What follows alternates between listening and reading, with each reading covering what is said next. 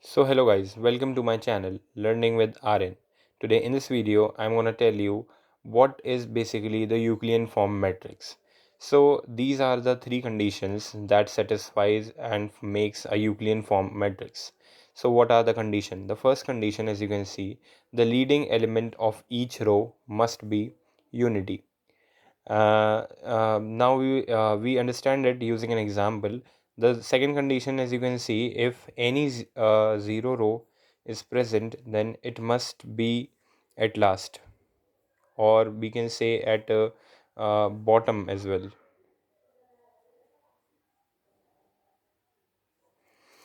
In each row, number of zeros must be more than the previous row. So these are basically the three conditions that makes a Euclidean form of matrix. Now we are going to take some examples and then gonna prove ki these are Euclidean form or not. So as you can see, this is our first matrix.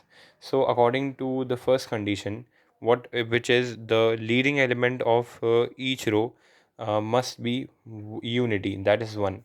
So the leading element, what basically leading element is, as if in first in this matrix, the first element is 0, but it is not a leading element because leading elements are non-zero elements.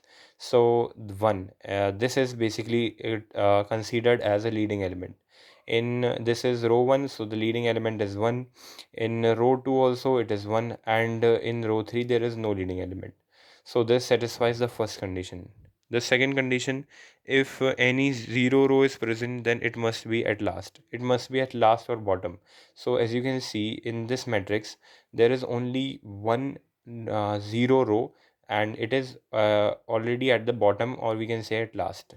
So the second condition is also satisfied. In the third condition, if each row number of zeros must be more than it should be more than the previous row.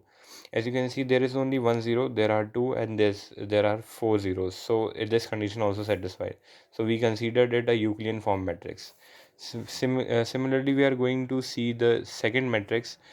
See this matrix. The first condition is the leading element should be 1. So this is 1, this is 1, and this is 1. The second condition, the zero row should be at bottom, but there is no zero row, as you can see. The third condition, in each row number of zeros must be more than the previous row. So here there is no zero, here there are two, and here there are three. So this is also a Euclidean form matrix. This is example third. The first condition is, you need to remember these conditions, and I'm solving these example by again and again telling the properties so that you can remember. So first condition is the leading element of each row should be 1. So as you can see, 1 1, but here as you can see it is 2. So the leading element is not 1 in this case, so we won't consider it a Euclidean form matrix.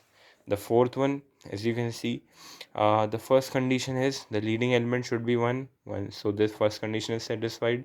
The second condition, if any zero row is present, then it must be at last or bottom.